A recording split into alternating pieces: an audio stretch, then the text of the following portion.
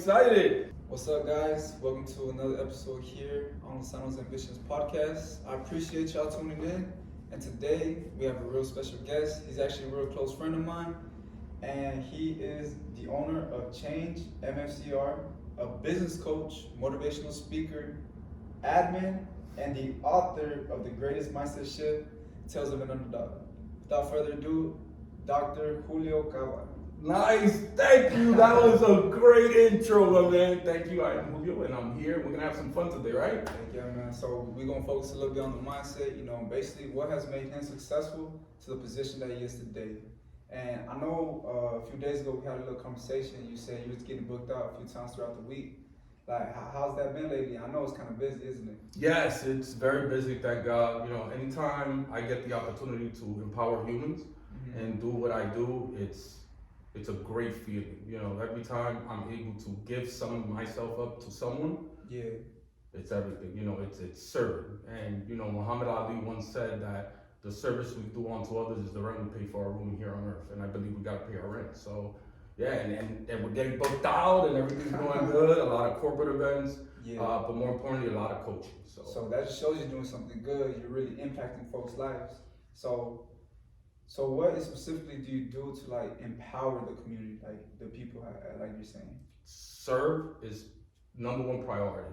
But I think that one of the things that work is, you see, people, and we've talked about it a few times. I've talked about it. A lot of people don't understand how powerful their stories are. Oh yeah. And how much they do that is impacting everyone else around them. So one of my strategies when I'm coaching and even speaking is that showing the people about their stories, letting them talk to me and picking out the powerful parts and showing them, like, look at what you did. and it works amazingly because we're all so busy that we don't get to sit down and look at ourselves in the mirror at the great things that we're doing. So that's my job, I think, in anything that I do, whether it's in my mental health company, coaching, or speaking. It's all about showing people how powerful they are. Yeah. So you're saying that every speaking gig you get, and you have the people express themselves there? Well, let's say, so sometimes I'm hired for leadership. Yeah. So when I go up there, my job is to show them the importance of leadership and how they impact the people they're leading. A leader in an organization, we spend most of our times at work. Yeah, so having a leader that helps, a leader that impacts and transforms the lives of the people that are following, that's what I concentrate on in showing them their purpose and how important they are. I got you. So more being a leader, not a boss, because like you say, a boss is like, hey, you do this, do that, do this. But a leader is like, you say, come follow me. You show them the way. You pave it and really bring them alongside with you. You got it. You're like spot on. If you're trying to be a leader to be a boss, then you're in the wrong field. It's never going to work out because to be an effective leader, people have to want to follow you.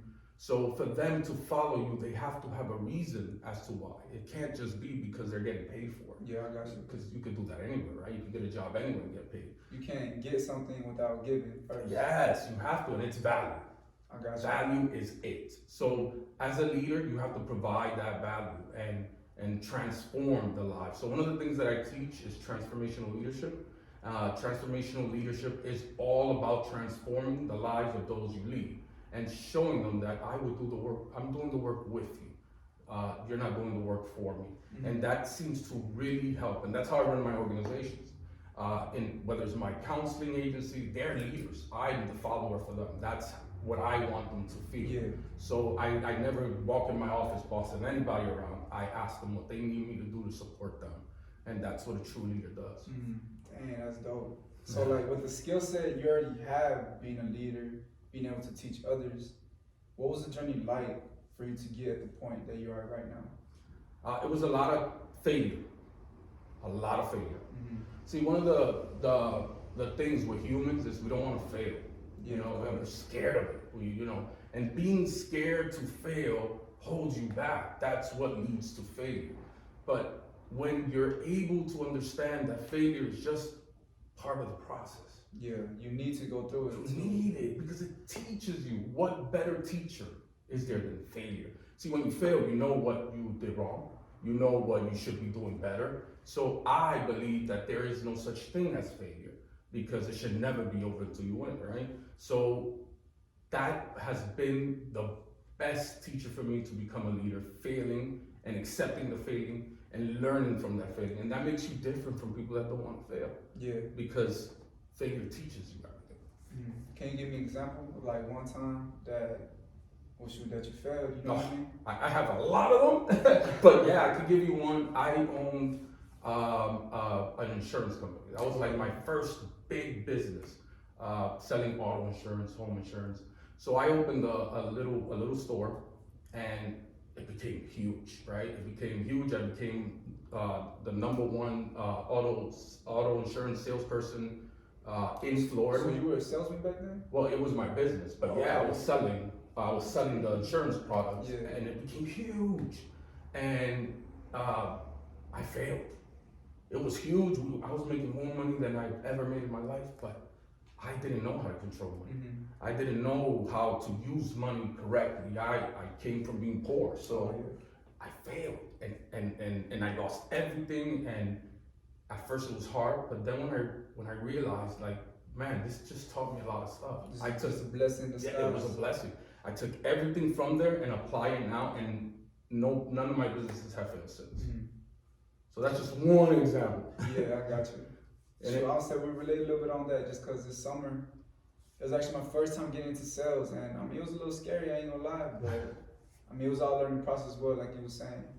So from those failures, well, what were some things that you learned from it that you made you apply it to the other businesses? So one of the things is money management, managing your money a little bit better, seeing money as a resource, as soldiers, actually, right? So the way I use my money, they're soldiers, and I put them to fight in different areas where sometimes you lose, sometimes you win, but understanding the money as it's a tool. Yes, instead of money, baby. Yeah. and learning how to invest your money back into your businesses. That is one of the biggest. The second, I would say, is organizational management, and we talked about that. Oh yeah, right? Of course.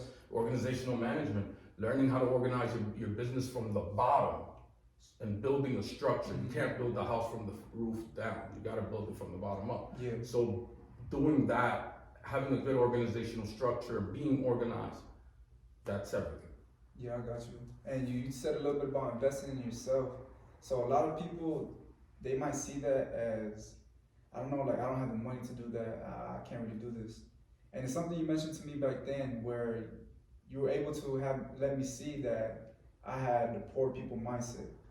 You know what I mean? And it's kind of like, I guess this is where you come from, you know what I mean? Like your environment. Correct. So can you explain a little bit like what the poor people mindset is and like how can you overcome that? So one of the biggest things, and again, this is in my view, from my experience, the not poor people, but you know what I mean, the poor mindset. It's the mindset. Yeah, the poor mindset. One of the biggest things with the poor mindset is giving up tomorrow for today, right? So I have a saying where I live for the moment, but plan for the future, right? Yeah. So a lot of people, they think about the money you can make today, and they let that overshadow what they can build for the future.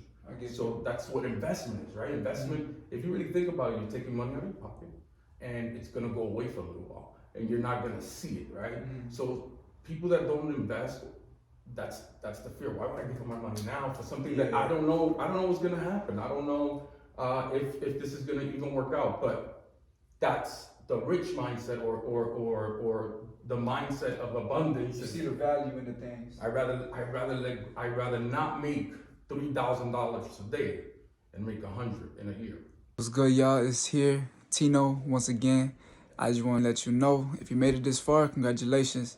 You won yourself a free consultation with Dr. Julio himself, as well as if you want to get into a deeper meeting with him one-on-one, you got a business proposal, you need any help, any direction, whatever you need, all the services are provided there on the website. Go ahead and go check them out. Use my code Lozano for a 50% discount. and stick around. Stay tuned. Let me know if you learned anything so far down in the comments. I appreciate y'all. Let's get back to the video. So, like, I'll say, like, buying a book.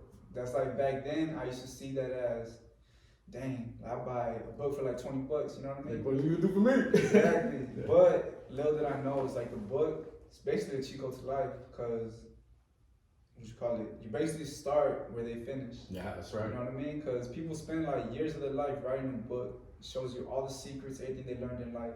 So, I mean, why wouldn't you invest, a little $20, that's like 10 minute chickens or something. You know what I mean? That's right. Just that in a book gives you all these secrets to life. That's right. So, talking about books a little bit, you have a book of your own, The Greatest Mindset Shift. Yeah, The Great Mindset Shift. Yeah, so I want to, first of all, what made you want to write it?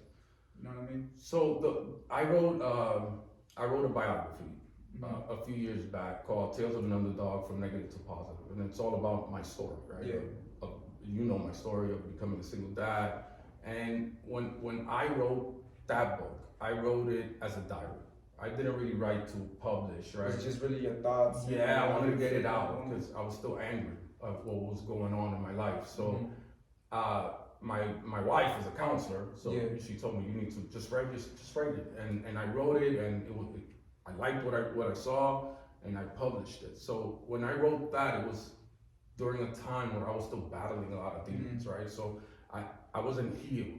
So now that I built my businesses and I was doing good, I wanted to write something that was more motivational, more about the strategies, about how to go from there to, because it's, going from that place where we came from to now seeing a different world, your perspective changes. It's different. So I wanted to write something about that. So that's what that book is about. It's an audio book, and I explain the strategies I use to go from the poor mindset to the mindset of abundance. Yeah, I got you.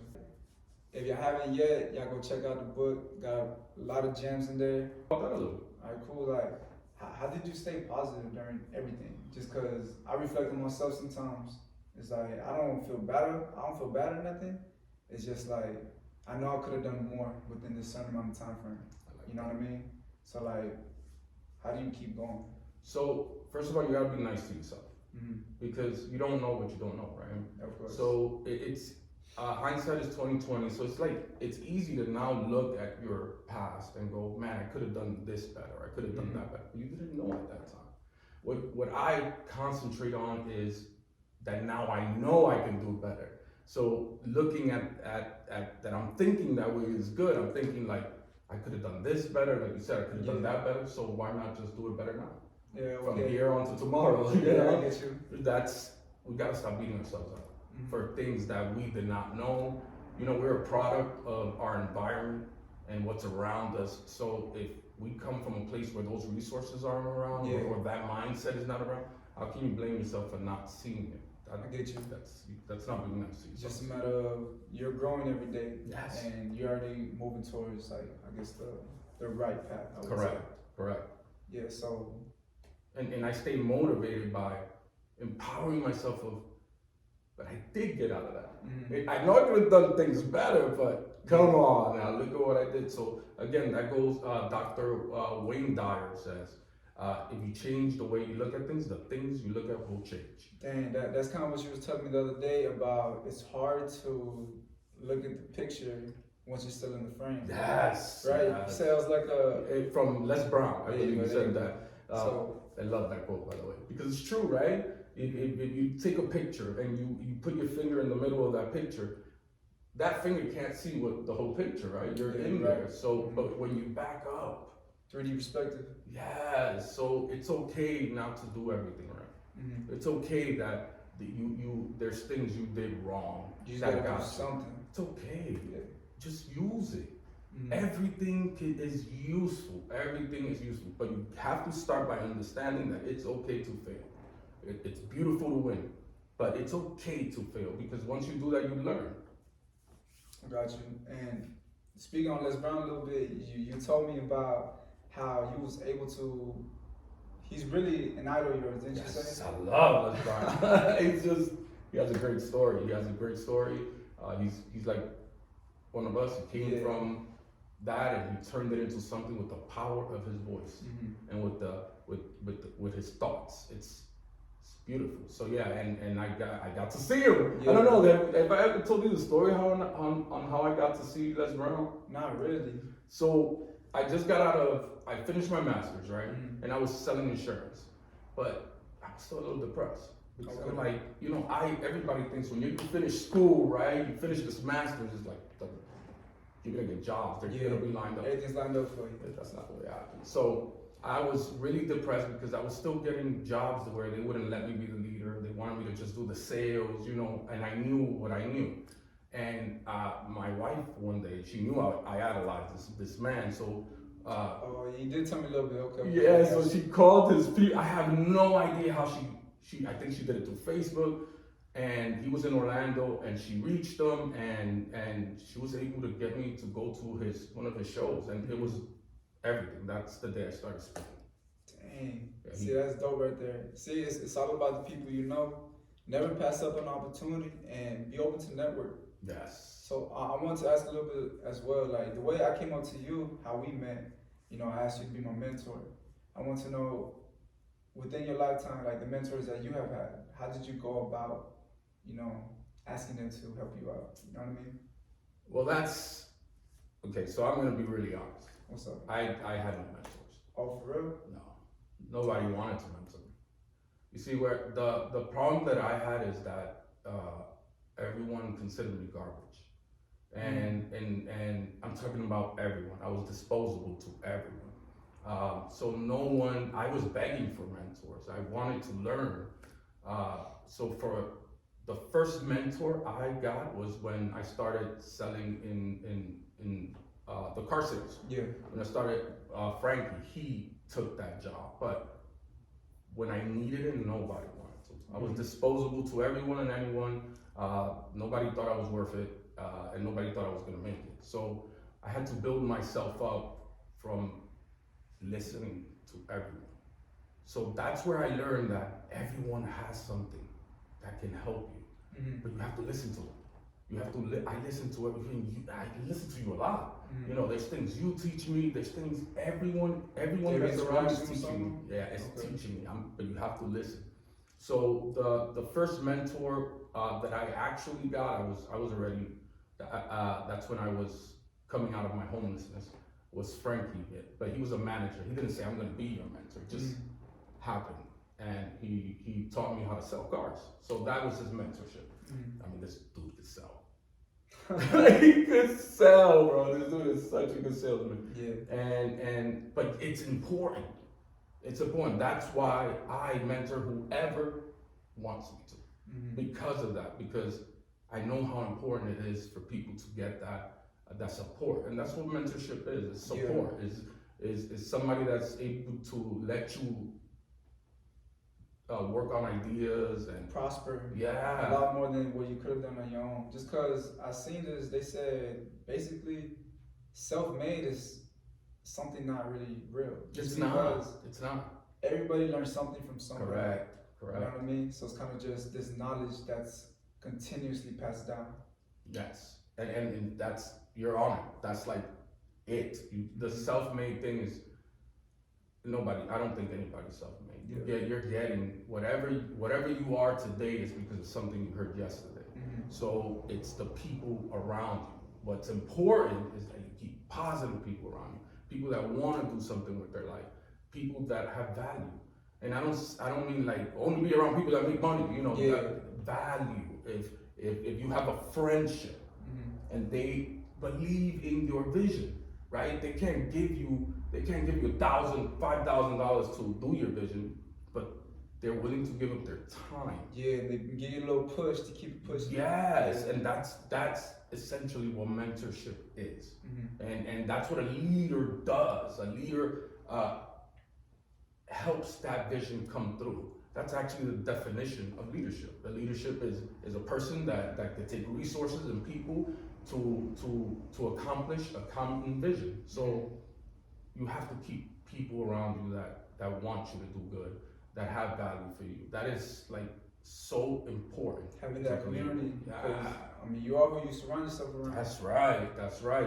I think there was a college that did a research, and what they saw is that people make 5,000 more or 5,000 less than the people they're around. So you're always gonna make around. Yeah, it was crazy. It was. So it's I'll either you're always getting influenced either negatively or positively. Yes, because we're community people, right? That's our superpower as a human. That we have community, right? That we can collaborate, and that's a superpower. So whoever's around you, you have negative people around you. That's you're gonna, even if you don't want to. Yeah, they're always there. That's what you're gonna become, right? It's if that's what's always around you, eventually that's you become that. So yeah, I say take inventory of the people around you, not the things you have. Because the people around you help you make real money. I got you. So was there ever times that you had negative folks around you? Yes. And like, how did that impact you? But I would like to say negative people, I use that as fuel. Like I've always had people tell me, like, oh dang, Tino. Actually, a little story from back then, when I was around 13, 14 years old. Me and my friends would just walk around the trailer parks. And we would actually have like cop cars passing by, and one of them was actually my pastor of the church.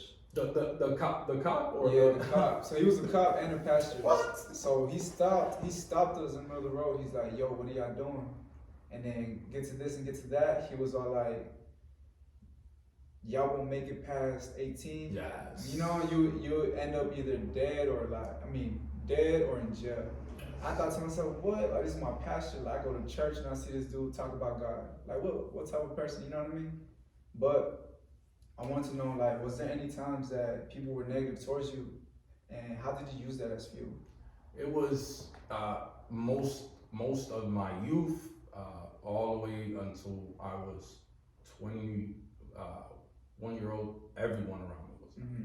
Everyone around me was either doing bad things or judging me, you know, thinking that I wasn't going to become anything. That I would hear all the time, that I would be dead or in jail. That was by everyone, because that's what the statistics say, where we came from.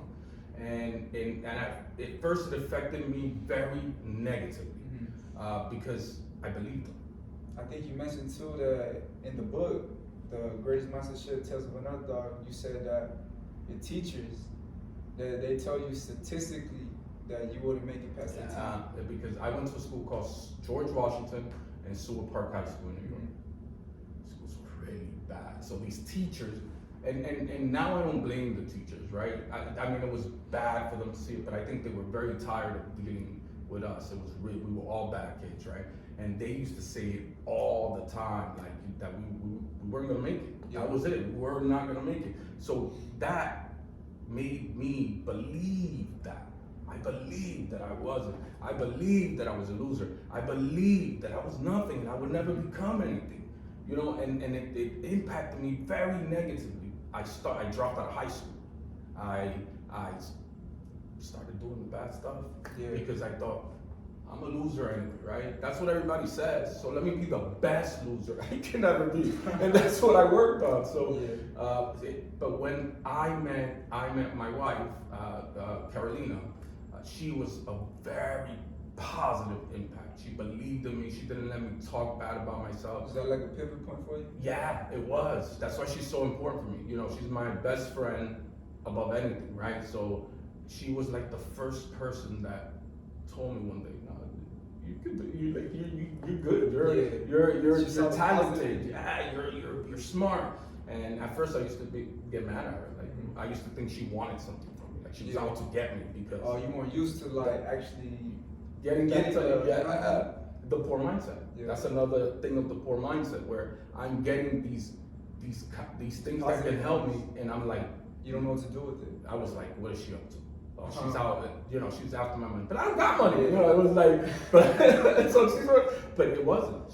She saw.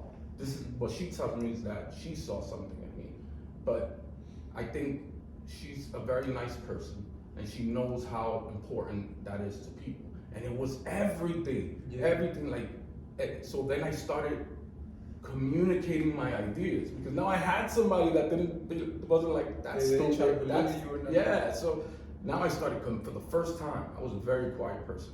For the first time, I started communicating my ideas. She was like, "Yeah, that's a great idea." And I'm like, "What? All right, so I'm gonna try it." And that started the trend for me to open my businesses, because now I can believe in myself. Yeah. So belief is important. Same guy, Dr. Wayne Dyer, he says that if you believe it will work, you will see the opportunities. If you believe it will not, you will see the barriers.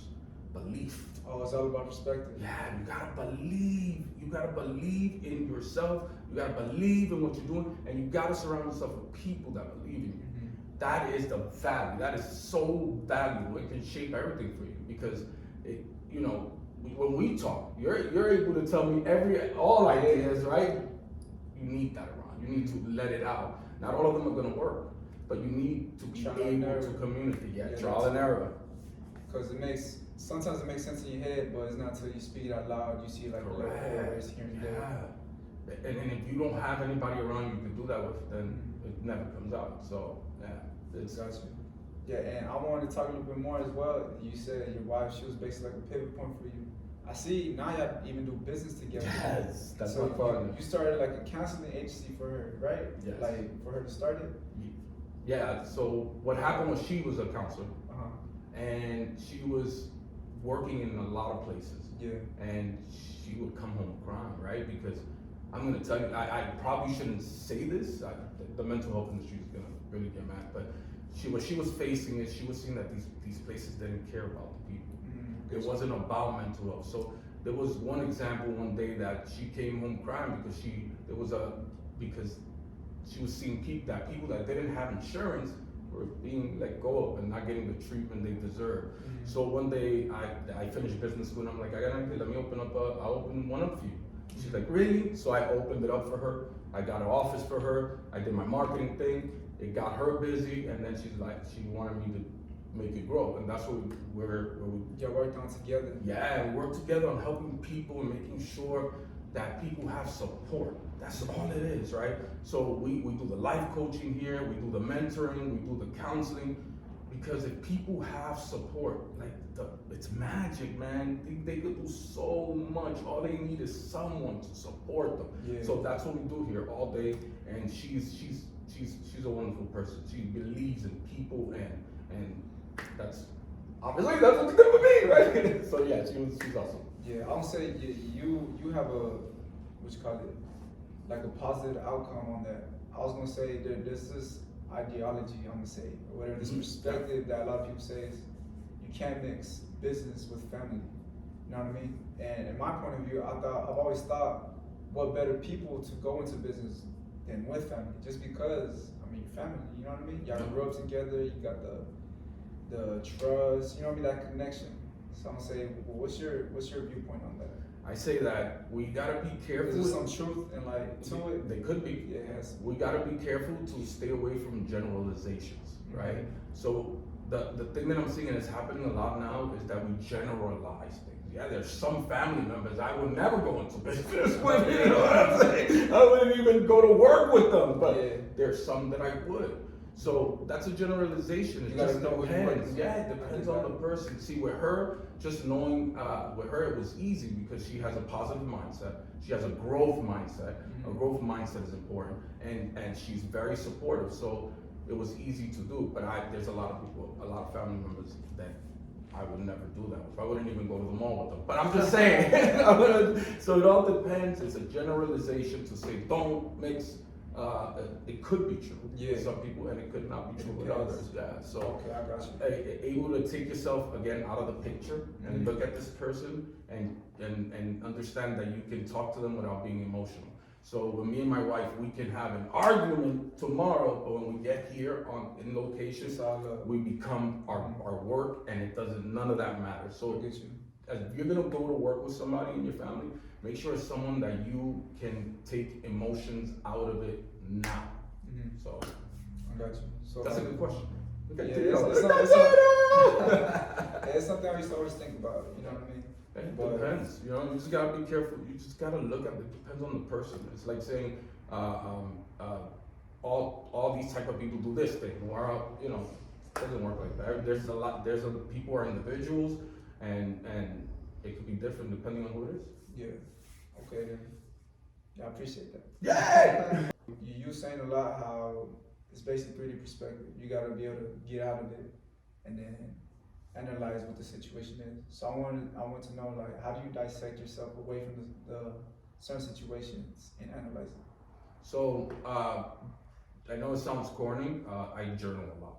Oh, okay. So I write a lot. So when I'm confused about a situation or I need to, like what you say, analyze what I'm doing, or I'll sit down and just write. And then after I write, I read it and I'm able to pick out, like, You see the full thing. yeah, the full picture, right? Like I just started journaling, so I have an idea like what you're talking You started doing it? Yeah, honestly. Back then I used to think of it like negatively, I guess, like diary, you know what I'm saying? Yeah. But now like that I do it, it's kinda cool. It is because you're putting it, you're letting it go. Yeah. And sometimes what comes out is things you didn't think. But now that you want to fill the paper with something, it forces you to go. Yeah, And you're it able works to out your brain. It's like that type of thing. So that's one way of doing it. Another way is collaborating, depending on who I'm talking to. So if it's about the business, I ask whoever works here, I will go and talk to them and ask them what they think and what. So being open-minded and having a growth mindset helps you in analyzing things about yourself. Yeah. So like, how do you keep energy up? Like being so enthusiastic. It's just like it's about the perspective, right? Being positive. Yes, and having so the growth mindset. Let's talk about that, right? Right. There's the fixed mindset.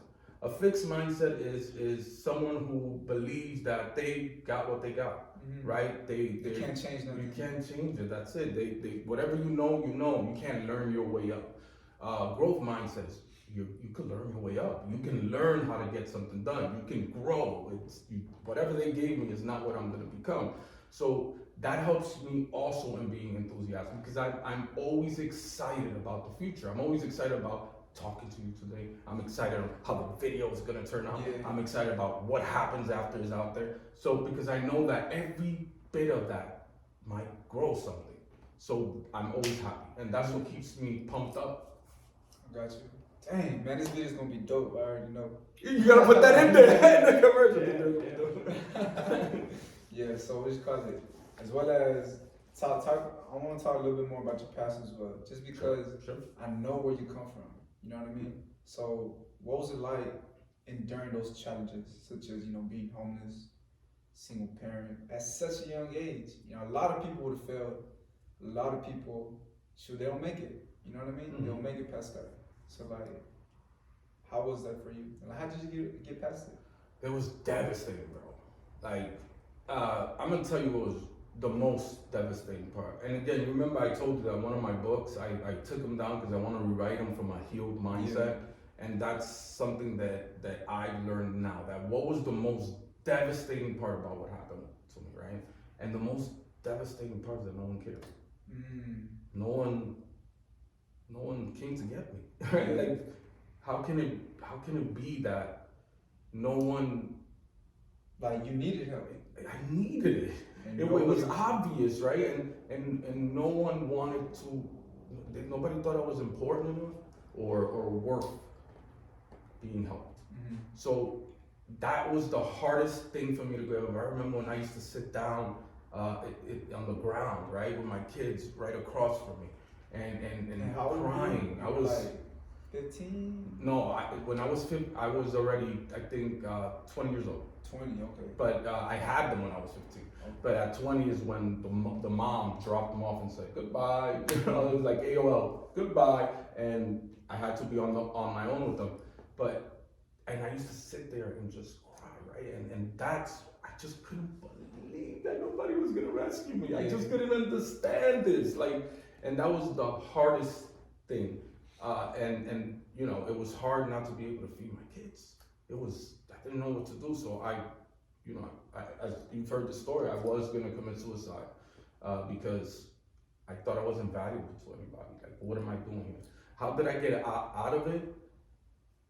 I believe God had a lot to do with it because the day that I was gonna commit suicide, I don't know, I saw something, and I don't mean a being. I mean I saw the value, the vision, and the value.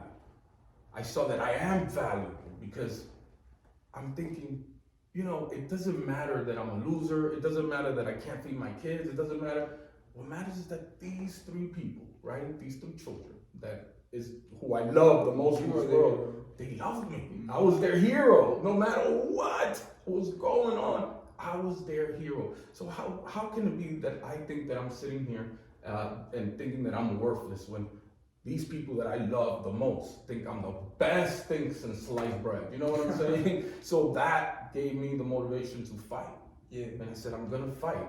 And from there, it was all planning and failure, knowing that I'm gonna fail a lot of times to get there. And that's. But you were okay with that? I was okay with it. After that night, I'm like, you know what? This is the bottom, right? This is the bottom. I can't go below this. So failure is nothing. So even now, right? So even now, if I lose everything, like I'm never scared of losing my businesses and losing the money I've earned, losing the house or any car I have. I'm not scared of that because I've seen the bottom and I could survive there too, and I could build it back up with anything. So I'm not scared, and that not having that fear of failure is what started that progress for me, and it was an amazing journey. And that's very powerful. Just because fear, like they say, is like the number one. It's crippling. You know what I mean? It's like they say it's the number one disease, basically, like the number one reason why many people don't try to achieve their goals. Yeah, because they're scared of losing. Yeah. And fear, I think, I forgot his name, it's false evidence appearing real. So we take these false evidence of thinking something's not gonna work and scared that you it's make not it gonna reality. work. Yeah, it becomes it. But if you just do it, bro, I'm telling you, you just go. Don't just go. Forget about failing. If you fail, you fail. You fail, you learn, you get back up, and you win. That's it. Like they say, ain't no losses, just lessons. Yes! Yeah, L's, what is it? How in your age group? No, L's, no. God, sorry. No, you good. I'm gonna say, what you call it? Like you said, if you were to lose everything today, I mean, you wouldn't really care just because you can build it all back. I mean, I would care, but not it wouldn't be the end of the world. It would of course. I would find the value in something else. You would keep going. Yeah. So part of that is based off what you know already. So I want to know, like, what does the blueprint look like for you? Such as the blueprint is based on how you attack your day. How do you attack your day is based off your habits. So like, what does a day to day look like for you? So the first thing I do every single morning is organize. So before I do anything, I organize the day, right? Okay. So I have a structure. I build a structure where I collect data. Everything's data, right? We were talking about it the other day. Yeah. Everything is data. Everything is information, even in your life. So I have built it to where everything goes to my email, right? Everything that comes in, even if it's not in my email, I send it to my email. And in the morning, that's the first thing I do. I sit down and organize my day with email, with the email. Yeah. And having that organization saves you time, it's efficient, and allows you to look at where the opportunity. Yeah, it's nuts, and it's very important. So I think that's one of the best parts, or the most valuable parts of what I do in my day, organization, and that's where I start. That's where I always start every day. So, what you call it? Some people might have the perspective on if you plan out all your days, or like you plan out everything. It's like you can't live. You're always worried about the future. You're not living in the now. What do you think about that? You can still live in the now and plan for tomorrow. You can do two things at one time, right? You're not like I plan, but I'm also, my ears are open. Ready to change. Yeah, I can change it. It's not just because I planned it doesn't mean that's what it's going to turn out to be. But if you don't plan, you're going to become overwhelmed, especially when you become successful. It's hard work. It's much more work. It's harder. Because you have something to lose. Yes, and you have to keep building more and keeping what you have. So an organization becomes crucial. Another thing that I do is make sure I talk to myself nicely. So I start out by saying words to myself. So if I'm feeling the night before I felt a little down, so I start by looking at myself in the mirror, affirmation. No, I just give myself positive words. So today I feel good, even if I don't. Today I feel good, and I just tell myself that with real emphasis, because then you become that. Yeah. So I start my day with affirmations as well. Affirmations are so important. Do you meditate? Yeah, yes, I do. You have to. Well, no, you don't have to. Don't do it. But you know what I mean. Yes, it's meditation is important, and I meditate throughout the day. See, the misconception about meditating is that you need a floor, you need to sit down. Yeah, yeah, you don't have to do that. You can sit in I sit on my desk and close my eyes and just think about the future, or think about what happened that I didn't like, and 5 minutes here, 5 minutes there, and it's very impactful. Very. It helps me in planning. It helps me in dealing with situations, and more importantly, it helps me with the stress. So meditating is crucial to everything. I got you. So on that helping you plan for the future. So what do you want for your future? Right now, all I want is to help as many people as possible. I want my businesses to live on, to be a legacy of mine, right? To be something that was known for being a good, positive part of the community. The legacy is the future that I want. So I'm not thinking about my future as I get older. I'm thinking about my future when I'm gone. Yeah. That's what's important to me now, because when you get to my age, you realize that time flies. It's gonna go. You know, like I'm 20, man. Already. Dude, did you just say I'm 20 already? What? I'm 43 years old. Like you 20 years old. I'm only playing. Yeah. So I know that time is running out, right? So I want to make sure right now it's all about legacy. And Lin-Manuel said that legacy is the seeds you plant in the garden you never get to see. So right now it's all about planting the seeds in the garden that I'm never gonna get to see. I want to make sure that my name continues to live on, not for my ego, not because I want to live forever, but because I want the positive work that I've done to continue and keep giving to people. I want to make sure that it never leaves away. So legacy is what I see right now. Dang, legacy. That's impactful. Yeah, man. That's crazy. Before you're gone, it's gonna be here forever. That's what I need, and I need it for my kids. I want them to always look at something, because my businesses for my kids is powerful for them. You know, they come by here all the time, and yeah, I even met them last time. Yeah, you did. You met Destiny. I met all of them, I believe. Yeah, and they went to the event as well. They were there. Yeah, they were there. So I want them to always have a power source, right? Because the reason I got my degrees was not to get a better job. I got my degrees because I wanted them to see that it's possible. Yes, I wanted them to see that nothing can stop you. You know, they went through the homelessness with me, right? And they went through all this with I want them to see that you can do it no matter what. So that's the same thing that I want now. Everything I have now, I want them that when I'm gone, I want them to be able to use it here so they can go there. Dang, having a doctorate, dang, that's a lot of time. So me coming from a college student, you know, I'm just a sophomore. I want to know, man, how was that life for you? Just cause, was it worth it at the end of the day? Yes, completely. I know that right now, in today's world, it's questioned. Yeah. If school is even. I'm gonna finish. You better finish. No, I have to. I know you are. Yeah. I know you are. But what people gotta understand that it's all about your targets, right? It's all about what do you want the school for, right? So if you want to be a music artist, right? If that's your thing. That's all you want to be. Then school's what is that gonna do for you, right? So, but my target was to inspire my kids, and that's how I knew how to do it. Because like we talked before, I always thought I was gonna die at 18. Yeah. I never thought I dropped out of high school, so I wanted that to be an image for my children of what's possible. So for me, it was worth it. And then the knowledge that I gained is not only what they teach you, You gain knowledge of how to learn. See, I didn't Oh, know how to makes know. sense. I didn't know how I learned. What was my strategy to learning? But when I went to school, and I saw how I passed, and now I use the same strategies now for my businesses. So it's makes sense. bigger than just going to school and getting a degree. It's so much bigger than that. It's what you learn within there, and I learned that it was possible for me because I didn't think a doctor was gonna even be me. But I learned I could do it. I learned how I learn best.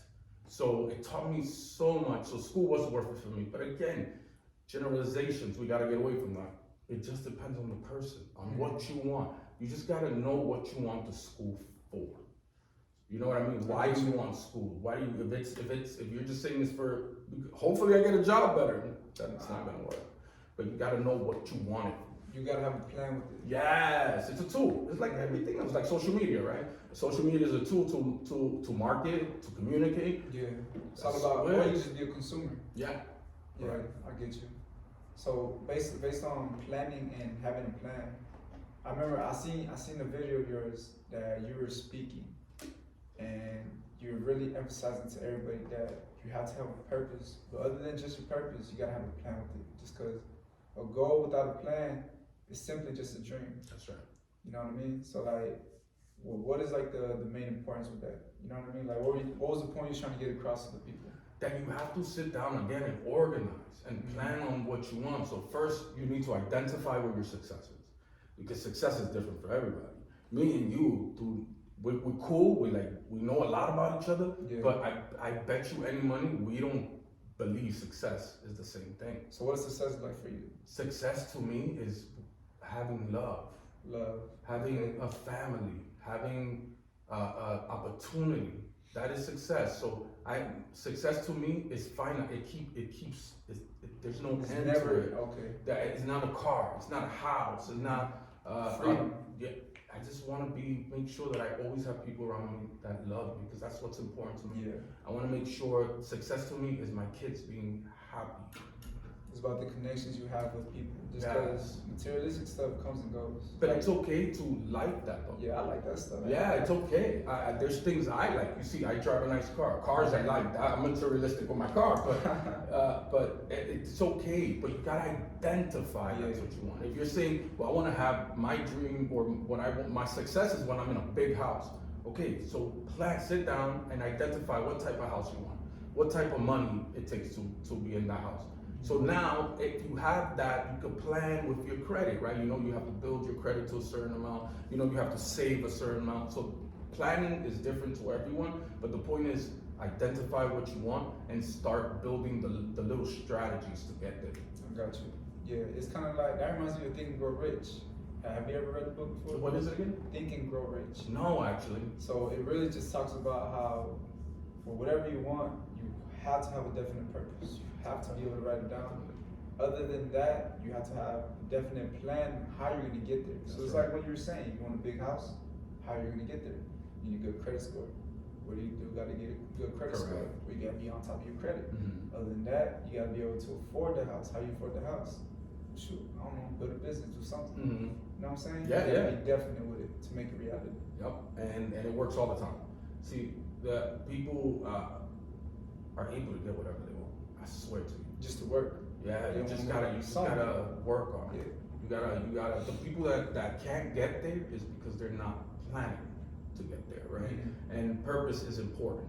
You said it 3 times, and yes, purpose. Purpose is everything. So purpose is different to everyone, right? To me, it's what Mr. Kennedy said when he said that the purpose in life is to contribute in some ways to make things better. So that's my purpose, to leave something better behind. Whatever I touch, I need to make sure it's better, even if it's just a little thing, and that plays towards my legacy. Yeah. So yeah, you gotta plan it. Plan it out. I got you. Right? Hey man, I'm not gonna lie. If anything, before we get going, I would like to know what was the greatest piece of advice ever given to you, or if you had basically 10 seconds to give advice to your children, what would that be? Dream big, fight hard, live for something. Okay, I got you. Heck yeah, man. But if anything, I appreciate y'all tuning in. Here with my boy, Dr. Julio Caba. If y'all want a part 2, let us know. If you made it this far, leave the gems down below in the comment. And I appreciate y'all. Y'all take care.